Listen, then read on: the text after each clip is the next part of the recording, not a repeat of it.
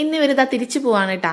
അപ്പോൾ എനിക്ക് ഭയങ്കര സങ്കടമുണ്ട്. ഇവരിങ്ങനെ കുറച്ച് ദിവസമൊക്കെ നിന്ന് ആരെങ്കിലുമൊക്കെ പോകുമ്പോൾ എനിക്ക് ഭയങ്കര സങ്കടമാണേ. എനിക്കിങ്ങനെ എല്ലാവരും ഉണ്ടാവുന്നതാണ് എൻ്റെ സന്തോഷം. അങ്ങനെ ഇതാ റെഡിയായോ നോക്കാൻ ഞാൻ റൂമിലേക്ക് വന്നതാണേ.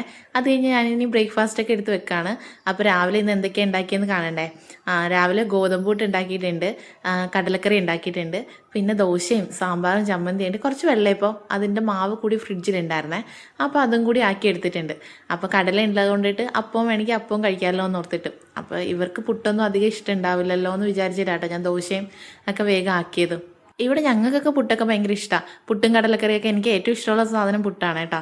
അപ്പോൾ അതാ ഞങ്ങൾ കഴിക്കാനായിട്ട് ഇനി ഞാൻ കഴിക്കുന്നില്ല. ഞാൻ കുറച്ച് കഴിഞ്ഞിട്ട് കൺമണിയൊക്കെ നല്ല ഉറക്കാം, അമ്മയൊക്കെ ഉറക്കാണേ. അപ്പോൾ അവർ എഴുന്നേറ്റിട്ട് കഴിക്കാമെന്ന് പറഞ്ഞ് ഞാൻ കഴിക്കുന്നില്ല. ഏട്ടൻ രാവിലെ ജോലിക്ക് പോകാനുള്ള ഈ കൂടെ തന്നെ പോകാനായിട്ട് ഏട്ടനും റെഡി ആവാനായിട്ട് അങ്ങനെ ഏട്ടനും കഴിക്കുകയാണ് കേട്ടോ.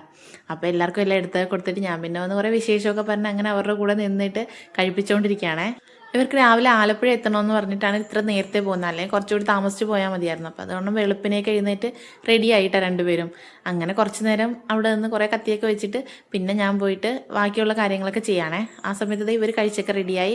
ഇനി പോകാനുള്ള ഞാൻ പോ എന്ന് വെച്ചാൽ വണ്ടിക്ക് പോകുമ്പോൾ എനിക്ക് ടെൻഷനായി. ഇവർ സ്പീഡിൽ ഓടിച്ചൊക്കെ പോകുമല്ലോ, അതുകൊണ്ട് വേഗം ഇറങ്ങുമെന്ന് ഞാനിരുന്ന് പറയുന്നുണ്ടേ.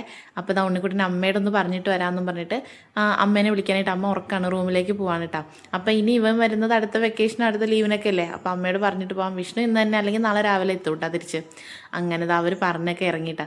അപ്പോൾ അൺമണീനെ ഞങ്ങൾ രാവിലെ എഴുന്നേറ്റ് കഴിഞ്ഞപ്പോൾ ഒന്ന് അമ്മയുടെ കൂടെ കൊണ്ട് കിടത്തിയതാണേ. അത്രയും നേരം കൂടി അവൾ ഉറങ്ങട്ടെ എന്ന് വിചാരിച്ചിട്ട്, അല്ലെങ്കിൽ ആരും ഇല്ലെങ്കിൽ അവൾ വേഗം എഴുന്നേക്കും.